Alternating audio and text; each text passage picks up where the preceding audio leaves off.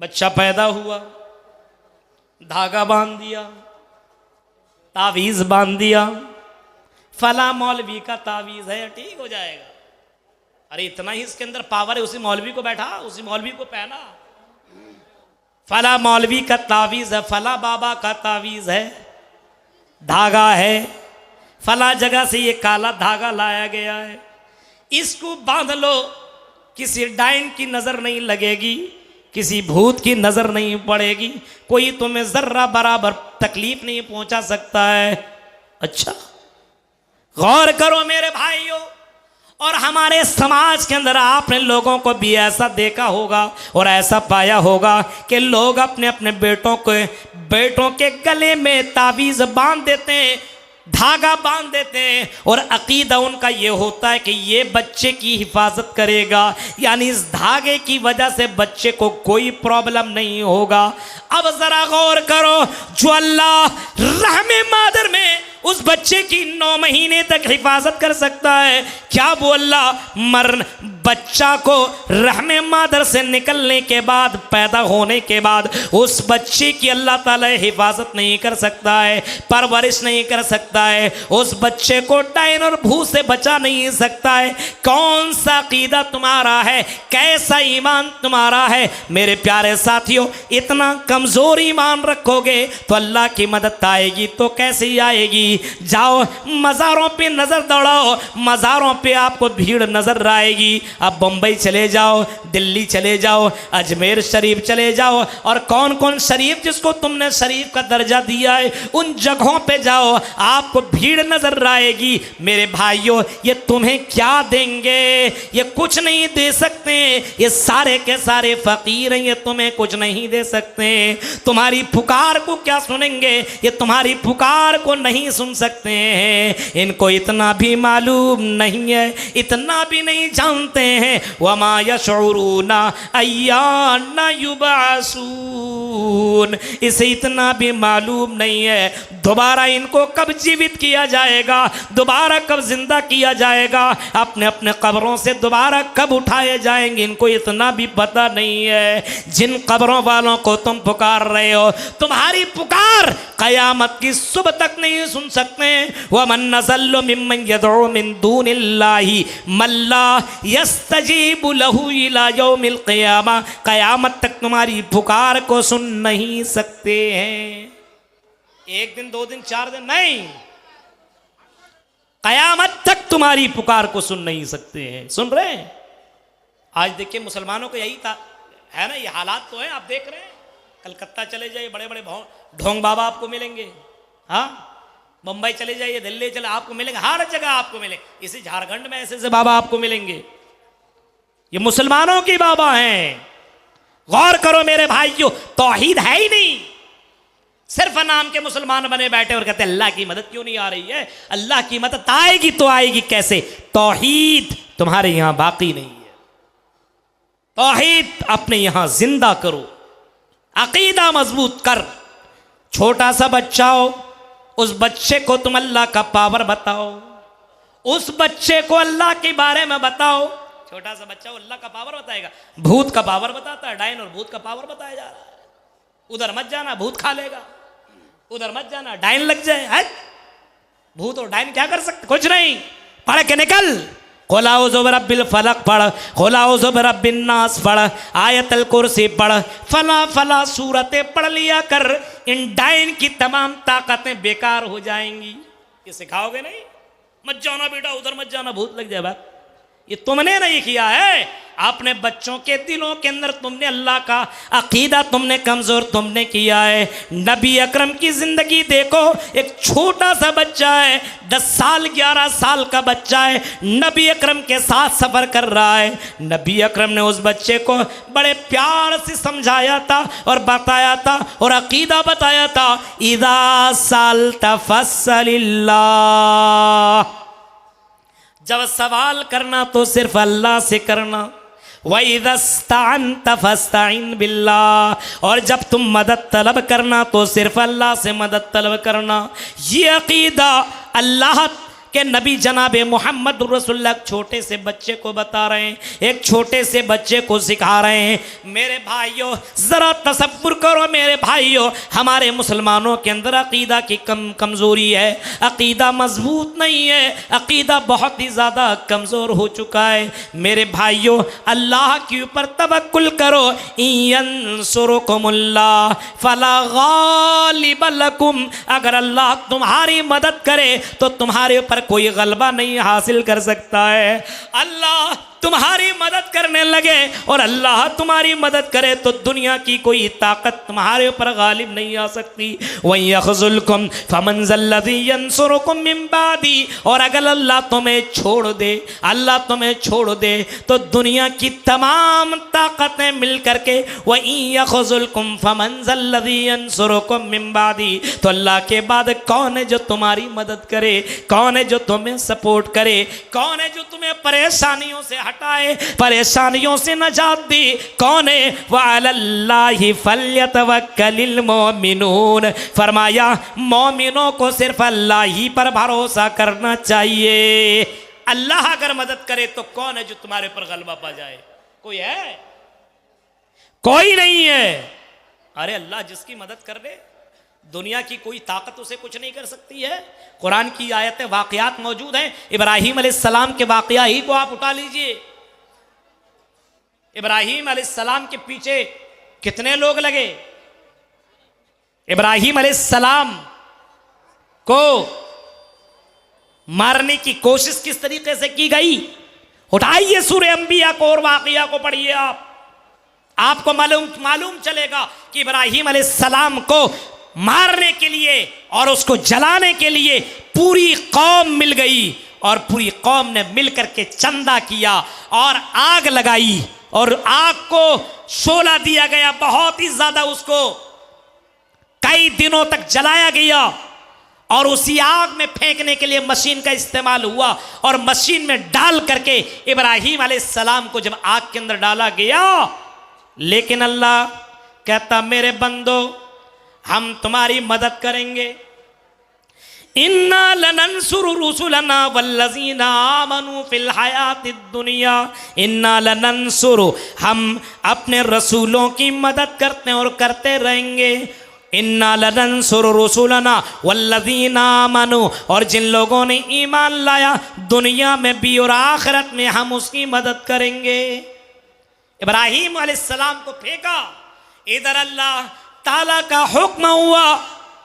अब ये देखिए खोपड़ी दिमाग में बात बाहर है, दिमाग में देखिए समझने वाली बात है। आग का काम है जलाना, आग का काम है जलाना। वो किसी को नहीं समझती कौन कितना बड़ा कैसा इंसान है, कोई मतलब नहीं है। आग में डालिए तो जल जाइएगा, लेकिन अल्लाह की आग भी अल्लाह के हुक्म के बगैर कुछ नहीं कर सकती है। अब देखिए इब्राहीम अलैहिस्सलाम को आग के अंदर फेंका गया, आग के अंदर डाला गया, अल्लाह का हुक्म हुआ कुल्ला या नारु कूनी बरदौ व सलामन अला इब्राहीम। हमने कहा आग, कुल्ला या नारू, आई आग। अब बताइए आग को कहा जा रहा है, इसका मतलब आग भी अल्लाह की आवाज को सुन रही है। हाँ, आई आग कूनी बरदौ व सलामन अला इब्राहीम, मेरे बंदे इब्राहीम के ऊपर सलामती वाली बन जा, ठंड बन जा। आई आग तू अपना पावर इब्राहीम के ऊपर मत दिखा। आई आग इब्राहीम का एक बाल भी नहीं जलना चाहिए। पूरी कौम के लोगों ने इब्राहीम अलैहिस्सलाम को जलाने की कोशिश की, लेकिन इब्राहीम अलैहिस्सलाम बिल्कुल न जले। कुरान की आयत पे तो यकीन है ना? नहीं तो फिर अपने ईमान का जायजा लीजिए। कुरान कह रहा है इब्राहीम अलैहिस्सलाम उसी आग से निकले, लोगों ने देखा इब्राहीम अलैहिस्सलाम को कुछ न हुआ। ईमान ही का तो जज्बा था, ईमान तो इतना मजबूत था इब्राहीम अलैहिस्सलाम का। जब आजमाया गया इब्राहीम अलैहिस्सलाम को, तो इब्राहीम अलैहिस्सलाम खड़े उतरे आजमाइश में। कितनी आजमाइशें हुई, आपने सुना होगा मौलवियों से, उलमा से और खुतबा से, इब्राहिम अलैहिस्सलाम को कैसी कैसी जगहों में आजमाया गया। आज हमें एक आजमाइश होती है तो टाइफिस खत्म, हम एक आजमाइश में भी कामयाब नहीं होते हैं। इब्राहिम अलैहिस्सलाम की हिफाजत अल्लाह ने की। पता ये चला अल्लाह अगर किसी की मदद करे, दुनिया की सारी ताकतें उसे कुछ नहीं कर सकती है, सारी ताकतें उसका एक भी बाल बिगाड़ नहीं सकती, एक भी बाल कुछ भी नहीं कर सकता है। मेरे भाइयों, अगर अल्लाह किसी बंदे की हिफाजत कर ले, दुनिया की सारी ताकतें बेकार। दैन क्या करे, भूत क्या करे, कुछ नहीं। अल्लाह पर तवक्कुल और भरोसा होना चाहिए। लेकिन आज अल्लाह पर तवक्कुल नहीं, अल्लाह पर भरोसा नहीं। मेरे भाइयों, अल्लाह पर तवक्कुल और अल्लाह पर भरोसा करो। वअलल्लाहि फल्यतवक्कलिल मोमिनून, अल्लाह पर ही मोमिनों को भरोसा करना चाहिए। रोजी रोटी है, हमने दुकान खोला, अब दुकान को खोल करके हम बैठे हुए हैं, कस्टमर रहा है, सामान हमारा ले रहा है, प्रॉफिट हमें मिल रहा है, आजान की आवाज हमारी कान से आ रही है, अल्लाहु अकबर अल्लाहु अकबर। हमने देखा कस्टमर है, बाद में नमाज पढ़ लेंगे। कस्टमर को हमने सामान देने के लिए हमने नमाज में ताखीर पैदा कर दी। हम नमाज पढ़ने के लिए नहीं गए, हमें अल्लाह से ज्यादा भरोसा कस्टमर पे है। यह अकीदा कमजोर है, यह गलत है, यह सही नहीं है। जाओ सऊदी अरबिया के अंदर आप जाओ, आज़ान की आवाज़ मस्जिद के अंदर होती है, हरम शरीफ के अंदर जब आज़ान दी जाती है, अल्लाहु अकबर अल्लाहु अकबर। हमने मदीना में देखा, आज़ान की आवाज़ सुनने के बाद लोगों ने कस्टमर को भगा दिया। आज़ान के बाद अब हम तुम्हें कोई सामान नहीं दे सकते, नमाज पढ़ लो, उसके बाद आना, हम तुम्हें सामान दे देंगे। लेकिन नमाज पढ़ने पड़े बगैर, आज़ान सुनने के बाद हम कोई सामान तुम्हें दे नहीं सकते। लेन देन का मामला हो चुका है, कस्टमर ने सामान पसंद कर लिया है और देने वाले ने भी पैसा बता दिया है। आज़ान की आवाज़ आई, कस्टमर से कहा अपना सामान यहीं रखो, जाओ नमाज पढ़ो फिर आना। हम भी नमाज पढ़ते हैं, उसके बाद हम सामान दे देंगे, पैसा ले लेंगे। आज हमारे यहाँ देखिए मुसलमानों के हालात, दुकान छोड़ सकते हैं, दुकान छोड़िए, मैच चल रहा है, क्रिकेट मैच। आईपीएल अभी रमजान में फिर चालू हो रहा है। किसी ने बताया वली साहब इतने तारीख से आईपीएल चालू हो रहा है। हमने कहा बस तरावी की नमाज गोल, दिन भर सिर्फ उसी के ऊपर मैच में फिक्सिंग लगेगा। ये इतना रन मारेंगे, ये इतना रन मारेंगे, इतना ये करेंगे, ये इतना करेंगे, हराम का माल कमाने के लिए रोजा भी बर्बाद कर लेंगे। देखिए मुसलमानों के हालात, तरावी की नमाज चल रही है, कुरान की आयतें पढ़ी जा रही है और आंखें लगाया हुआ है, ऐसा लगता है इससे बढ़कर के गधा है ही नहीं। गौर कीजिए मेरे भाइयों, ये है मुसलमानों का अकीदा। हमारे अंदर इतनी कमजोरी आ चुकी है, अल्लाह की मदद आएगी तो आएगी कैसे?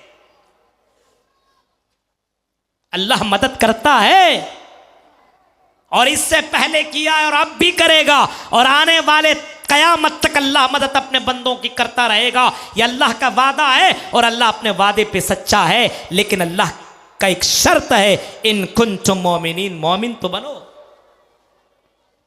अल्लाह कहता मेरे बंदो, तुम समझते हो कि तुम इतनी आसानी के साथ तुम जन्नत में चल जाओगे, इतनी आसानी के साथ हम तुम्हारी दुआओं को सुन लेंगे, हम तुम्हें नहीं आजमाएंगे, ये तुम्हारी गलतफहमी है। अहासिबन नासु अन युतरकू अन यक़ूलू आमन्ना वहुम ला युफ्तनून।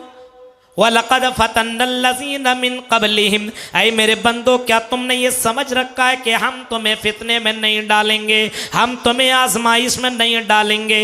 ऐ मेरे बंदो हम तुम्हें आजमाएंगे, ज़रूर आजमाएंगे, हम तुम्हें आजमाते रहेंगे ताकि पता चले कौन मोमिन है और कौन मोमिन नहीं है, कौन अकीदे में मजबूत है और कौन अकीदे में कमज़ोर है, कौन अल्लाह के ऊपर तवक्कुल करता है, कौन अल्लाह के ऊपर तवक्कुल नहीं करता है। हम जब तक ये आजमा नहीं लेंगे तब तक हम तुम्हारी मदद नहीं करेंगे। आजमाइश अल्लाह की तरफ हुआ करती है और अल्लाह ताला अपने बंदों को आजमाता है, कभी बेटा दे करके तो, कभी बेटियां दे करके तो, कभी बाज रख करके, कभी दौलत दे करके, कभी अमीर और कभी गरीब बना करके अल्लाह ताला अपने बंदों को आजमाता है। अल्लाह के ऊपर कितना तवक्कुल है, कितना भरोसा है। अल्लाह कहता है मेरे बंदो मेरे ऊपर अगर तवक्कुल ही करना है तो तवक्कुल सीखना है तो परिंदों से सीखो, चरिंदों से सीखो। ये परिंदे सुबह सवेरे अपने घोंसलों से निकला करते हैं और रात में अल्लाह ताला उनको पूरा पेट भर करके और उनको शिकम शेर करके अल्लाह ताला अपने घोंसले में उसको पहुंचाता है, अपने बच्चों के लिए रोजी रोटी लेकर के आता है। ये चरिंद परिंद अल्लाह के ऊपर इतना तवक्कुल किया करते हैं। आई मेरे बंदो तुम भी इन चरिंदों और परिंदों की तरह मेरे ऊपर तुम तवक्कुल करो। आई मेरे बंदो हम तुम्हें रोजी देंगे, हम तुम्हें रोजी रोटी देंगे, हम तुम्हारी हिफाजत किया करेंगे, हम तुम्हारी दुआ सुनेंगे, हम तुम्हारी मदद करेंगे। मेरे भाइयों वअदल्लाहुल्लज़ीना आमनू मिनकुम वअमिलुस्सालिहात, अल्लाह का वादा है, हम अल्लाह कहता है मेरा वादा है मोमिनीन के साथ, हम तुम्हारी मदद करेंगे, हम तुम्हें हुक्मरां बनाएंगे, हम तुम्हें खलीफा बनाएंगे, हम तुम्हें बादशाह बनाएंगे। इससे पहले भी हमने लोगों को बादशाह बना रखा है। जैसे हिंदुस्तान के अंदर मुसलमानों की हुकूमत लगभग 900 साल तक मुसलमानों ने हुकूमत की। 800 साल या 900 साल तक मुसलमानों ने इसी सरजमीन हिंद के अंदर हुकूमत की है। हाँ, हमने अल्लाह के साथ गद्दारी की, अल्लाह की मदद नहीं की। अल्लाह की मदद करोगे तब अल्लाह तुम्हारी मदद करेगा। हुकूमत आई तो आदमी अपने आप में ऐसी इस तरीके से इंजॉय करना शुरू किया। बहुत से बादशाहों के बारे में आप सुने होंगे। एक एक बादशाह लड़कियों का इतना बड़ा रसिया बन गया था, एक एक जैसे सीढ़ियों में वो चला करता था तो हर सीढ़ी में एक जवान लड़की को रखा करता था। इस तरफ मैं जाना नहीं चाह रहा हूँ, वाकयात आप समझेंगे मेरे भाई। देखिए अल्लाह हुकूमत कैसे लेता है। एक एक बादशाह ऐसा भी गुजरा है जितने हर सीढ़ी के ऊपर एक एक जवान और खूबसूरत लड़कियों को रख करके उसके साथ किस करके आगे बढ़ता था। मेरे भाइयों इतना गलत काम करने वाले को हुकूमत अल्लाह ताला कैसे दे सकता है? जुल्म करने वाले को अल्लाह ताला हुकूमत कैसे दे सकता है? ना इंसाफी करने वाले को हुकूमत कैसे दे सकता है? और अपने आप को अल्लाह समझने वाले को हुकूमत कैसे दे सकता है? ऐसे भी बादशाह गुजरा जिसने कहा था कि मुझको सलाम करना है तो झुक करके सलाम करो। ऐसे भी बादशाह गुजरा है। गौर करो, सलाम का तरीका उसने बदल दिया। मेरे भाइयों हुकूमत आई, सल्तनत आई तो तुम अपने आप को भूल गए कि मैं मुसलमान हूँ। मेरे भाइयों नहीं, हुकूमतें तुम्हें मिलेंगी, सल्तनतें मिलेंगी, लेकिन शर्त ये है इन कुंतुम मोमिनीन, मोमिन तो बनो, इस्लाम वाले तो बनो, ईमान वाले तो बनो। चलो तो लगना चाहिए मुसलमान चल रहा है, खाओ तो लगे मुसलमान खा रहा है, पियो तो लगे मुसलमान पी रहा है, शादी ब्याह करो तो लगे मुसलमान शादी ब्याह कर रहा है। आप देखिए अपने इलाके के अंदर शादी ब्याह लगता है मुसलमान कर रहा है। गैरों का तरीका अपनाया हुआ है, न खाने का ढंग, न पीने का ढंग, न शादी, न ब्याह, न कुछ, न बैठने का, न चलने का, कुछ नहीं। ऐसा लगता है इनके यहाँ इस्लाम का दूर दूर तक का कोई वाबस्ता नहीं है, कोई ताल्लुक नहीं है। मेरे भाइयों ये हालात हो चुके हैं और आज कहते हैं अल्लाह की मदद नहीं आ रही है। अल्लाह की मदद आएगी कब? जब तुम मोमिन बनो, और ऐसा मोमिन कि आप चंद पैसों में अपने आप को मत बेचो। जब वोट का मामला होता है तो जिसने पैसा दिया उसी के पीछे मुसलमान भाग गया। मेरे भाइयों, अपने ईमान का सौदा मत कर। ईमान सबसे बड़ी दौलत है। समझ में तुम्हें आज नहीं आ रही है, कल समझ में क़यामत के दिन तुम्हें आएगी। ईमान कितनी बड़ी दौलत है। जब इंसान अल्लाह के सामने कहेगा कि अल्लाह ज़मीन व आसमान के बराबर हम आपको सोना दे रहे हैं, अल्लाह उसको अता कर दे। और अल्लाह से कहेगा अल्लाह ये सारे खजाने तू ले ले आसमान और ज़मीन के बराबर, लेकिन मुझे जहन्नम से बचा। अल्लाह कहेगा नहीं, अगर जहन्नम से बचना है तो ईमान की सर्टिफिकेट लेकर के आओ, ईमान की दौलत लेकर के आओ। आज तो हमें समझ में बात नहीं आ रही है, ईमान कितनी बड़ी दौलत है। मेरे भाइयों, आप वाकयात, पिछले वाकयात को उठाएंगे तो ईमान को बचाने के लिए औरतों ने अपने बच्चे के साथ खौलते हुए गर्म तेल के अंदर कूदना और उसके अंदर डूबना और अपने आप को जलाना गवारा कर लिया, लेकिन ईमान का सौदा नहीं किया। ये वाकयात भी बुखारी शरीफ के अंदर मौजूद है। लेकिन आज मुसलमानों के अंदर ईमान की कमी है, ईमान की कमी है। आज इन कुंतुम मोमिनीन, मोमिन बन जाओ।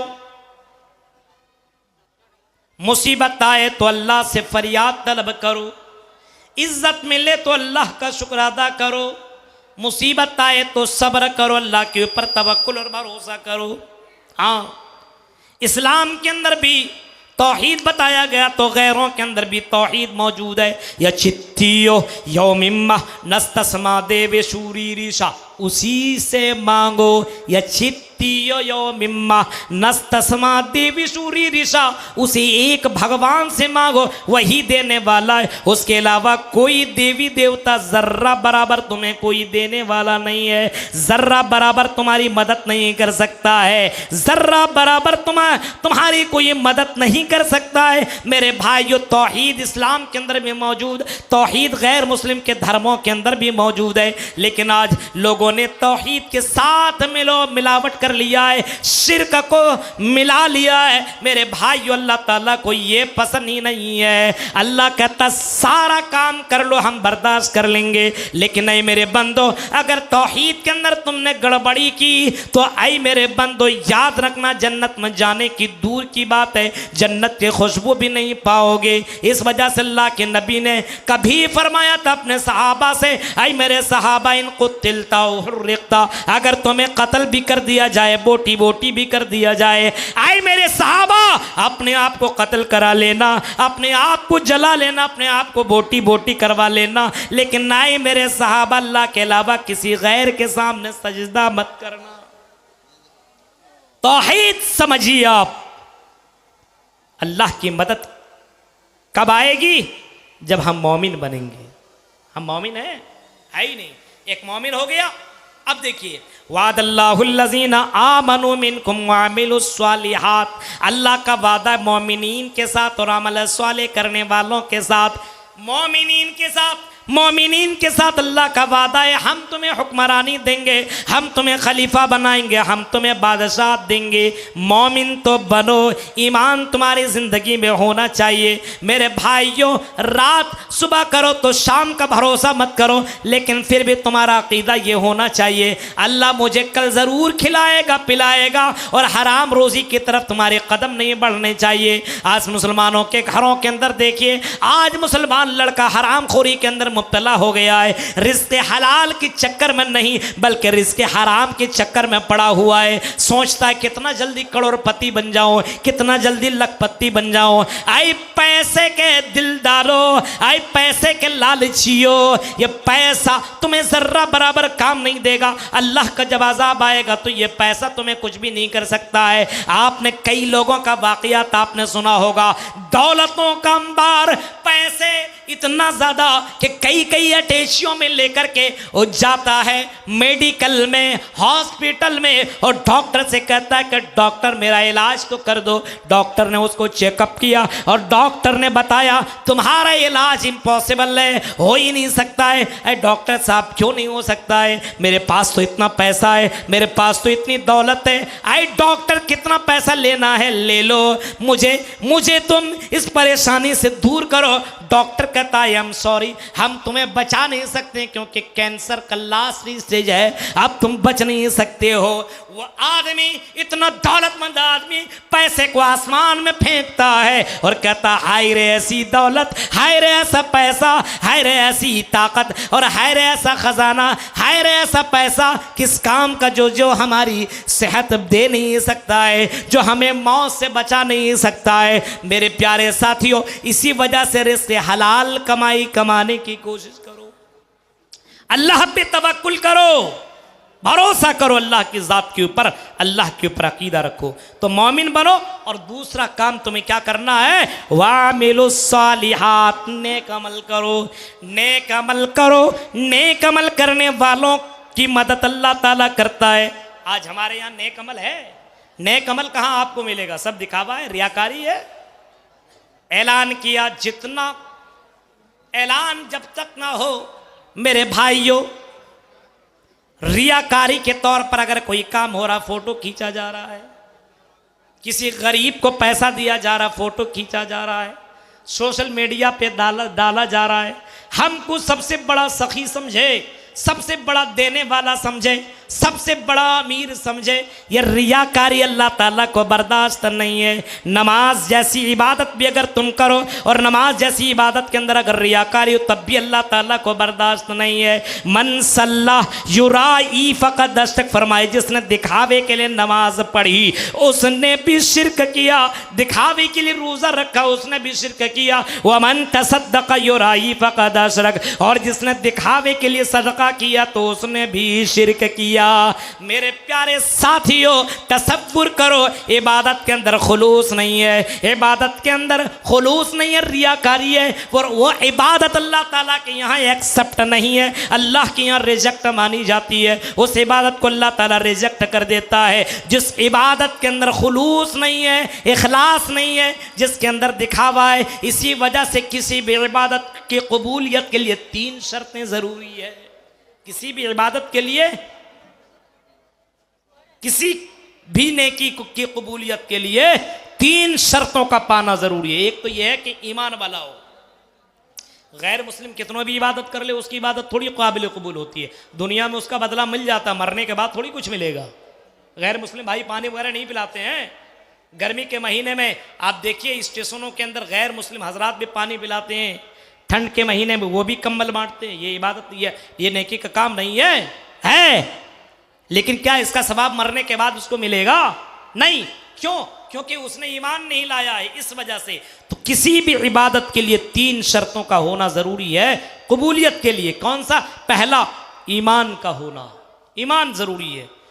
दूसरा, उस इबादत की कबूलियत के लिए, उस नेकी की कबूलियत के लिए, उस अमल की कबूलियत के लिए दूसरा शर्त है इखलास, रियाकारी ना हो, दिखावा ना हो।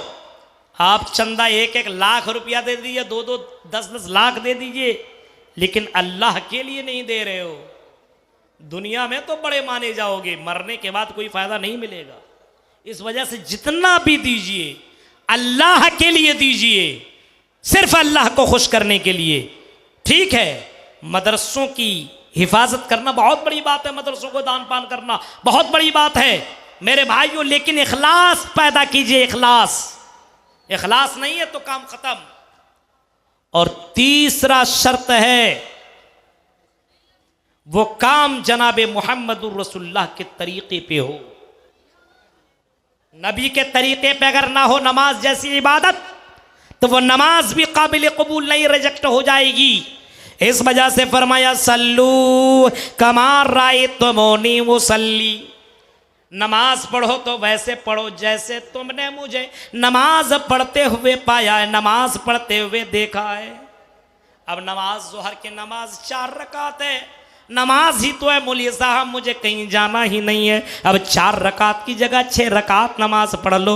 मेरे भाइयों, वो नमाज आपकी रिजेक्ट मानी जाएगी, क्योंकि उस नमाज के ऊपर जनाब मुहम्मदुर रसूलुल्लाह का मोहर नहीं है।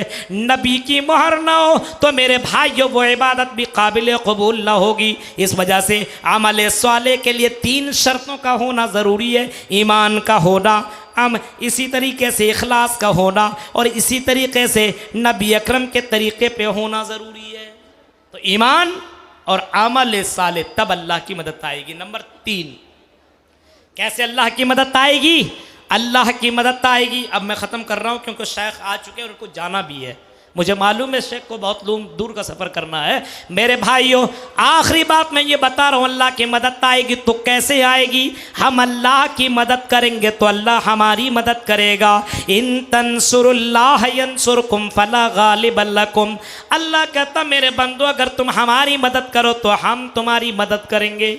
अब बरहेट के लोगों सोचने लगे कि मेरे भाइयों, ए मौलवी साहब क्या बात कर रहे हो? अल्लाह की मदद हम क्या करें? हम तो खुद लकीर फकीर हैं, हम क्या अल्लाह की मदद करेंगे? अल्लाह कहता नहीं, मेरी मदद करोगे तो हम तुम्हारी मदद करेंगे। मतलब ये हुआ तुम जिस तरीके से इस्लाम को मजबूत करोगे, इस्लाम के किले को मजबूत करोगे, जैसे अभी मदरसे को मजबूत करना हो तो तुम्हें चंदा देना पड़ेगा, दान प्रदान करना पड़ेगा। ये इस्लाम के किले हैं, इस्लाम के किले हैं। इन किलों को जितना तुम मजबूत करोगे, यानी तुम अल्लाह की मदद करोगे। ये दीन की मदद करना गोया कि अल्लाह की मदद करना है। फरमाया अगर तुम मेरी मदद करोगे तो अल्लाह तुम्हारी मदद करेगा। कितने लोग हैं जो मस्जिदों में और मदरसों में पैसा तक नहीं देते हैं। मेरे भाइयों, दीन के लिए अपने पैसा खर्च नहीं करते हैं। मेरे भाइयों, तसव्वुर करो और अल्लाह से मदद मांगते हैं। अल्लाह उसकी मदद कैसे करे? अल्लाह तुम्हारी मदद उसी वक्त करेगा जब तुम अल्लाह की मदद करोगे। मेरे भाइयों, हाँ, ज़रूरत इस बात की है, अगर अल्लाह की मदद चाहते हो तो अल्लाह की मदद किया करो। जितनी ताकत है, ज़रूरी नहीं है कि आप अपने घर का पूरा बोरिया बिस्तरा सब उठा करके ला करके दे दो। जितनी ताकत है उतना तो कम से कम उतनी मदद तो करो, उतना तो कर सकते हो। लेकिन नहीं मेरे भाइयों, आज के दौर में सबसे ज्यादा मुश्किल, सबसे ज्यादा कठिन आज के दौर में मस्जिद को आबाद रखना, मस्जिद के इमामों को तनख्वाह देना है, मदरसों को चलाना आज के दौर में सबसे ज्यादा मुश्किल हो गया है। पूछिए आप मदरसे में चलाने वाले मदरसे के सिक्योरिटी से पूछिए। हाँ, यहां तो बहुत चंदा होता, अल्लाह का शुक्र है, और दूसरे मदरसों को देखिए आप, हालात कितने मदरसों को आप देखिए कर्जदार पाएंगे मेरे भाइयों, चला रहे, चंदा देने वाला नहीं है। सब मौलवियों को वैसे ही, सबको वैसे ही समझा हुआ है। मेरे भाइयों, नहीं, सारे मौलवियों को एक पल्ले में मत रखो, 5 उंगलियां बराबर नहीं हो सकती है। इसी तरीके तमाम उलमा एक तरह नहीं होते। अल्हम्दुलिल्लाह, ये बरहेट का मदरसा भी ऐसे ही है। अल्लाह का शुक्र है, कितने सालों से, अभी 100 साल प्रोग्राम पिछले साल हुआ ना, 100 साल से उलमा की कुर्बानियां, मेरे भाइयों, यूं ही ये कुर्बानियां नहीं दे रहे हैं। मेरे भाइयों, जरूरत इस बात की है कि आज के दौर में, आज के दौर में मस्जिदों को मजबूत रखा जाए, मदरसों को मजबूत रखा जाए। इस्लाम के ये किले हैं, इनसे उलमा निकलते हैं और इनसे दाई निकलते हैं, जिससे दीन का काम होता है। यानी आप मदरसों को मजबूत करेंगे तो उलमा निकलेंगे, और उलमा पढ़ करके फिर दावत व तबलीग का काम करेंगे। यानी अल्लाह की दीन की मदद होगी, तब अल्लाह आपकी मदद करेगा। मेरे भाइयों, ये करने की ज़रूरत है। मस्जिदों की तनख्वाह देखिए इमामों की, आपको पता चलेगा मस्जिदों के अंदर मौलवियों की तनख्वाह 6,000, 7,000, 8,000, 10,000। मेरे भाइयों, कैसे उसका घर चल सकता है? जब मौलवियों का खून चूसोगे तो तू सुकून के साथ कैसे रहेगा? मेरे भाइयों, जरूरत इस बात की है कि मस्जिदों को मजबूत किया जाए। यानी मस्जिद के अंदर जो इमाम है, जो आपके उलमा है, जो नबियों के वारिस हैं, उनके साथ खिलवाड़ मत करो, उनकी इज्जत करो। मेरे भाइयों, वो नबियों के वारिस हैं, अल उलमा वरसतुल अंबिया हैं, इनकी हिफाजत जरूरी है। आज के दौर में सबसे कीमती सरमाया ये उलमा है, इनकी हिफाजत कर लो, वरना 10 साल के बाद आपको एक मौलवी नजर नहीं आएगा। निकाह पढ़ाने वाला आपको मौलवी नहीं मिलेगा, जनाजा पढ़ाने वाला आपको उलमा नहीं मिलेंगे। क्यों? क्योंकि आपने उसको हकीर समझा है, उसको आपने जलील किया है, उसको रुस्वा किया है। आज आदमी अपने बच्चे को गलत जगहों पे भेज देते, मौलवी साहब हम अपने बच्चे को मौलवी नहीं बनाएंगे। ये तुमने बनाया है। मेरे भाइयों, अपनी जिंदगी के अंदर ये सारी चीजों के अंदर चेंजिंग करो, तब्दीली करो, तब अल्लाह की मदद आएगी। मेरे भाइयों, ये 1 घंटे की चंद अहम बातें मैंने आपके सामने रखी है, इस उम्मीद के साथ शायद कि उतर जाए तेरे दिल में मेरी बात। रब्बुल आलमीन से दुआ है, रब्बुल आलमीन जो बातें बताई अल्लाह, अल्लाह कहने वाले को भी सुनने वाले को भी अल्लाह सबको अमल करने की पूरी पूरी तौफीक अता फरमा। रब्बुल आलमीन हमें किताब और सुन्नत के मुताबिक ज़िंदगी गुजारने की तौफीक अता फरमा। जिस तरीके से ईमान लाना चाहिए वैसा ईमान लाने की तौफीक अता फरमा। अमल स्वालेह करने की तौफीक अता फरमा। रियाकारी से बचा, खुलूस अता फरमा, और इसी तरीके से हमें दीन की मदद करने की तौफीक अता फरमा। आमीन। व आखिर दावाना अल्हम्दुलिल्लाहि रब्बिल आलमीन। वस्सलामु अलैकुम व रहमतुल्लाहि।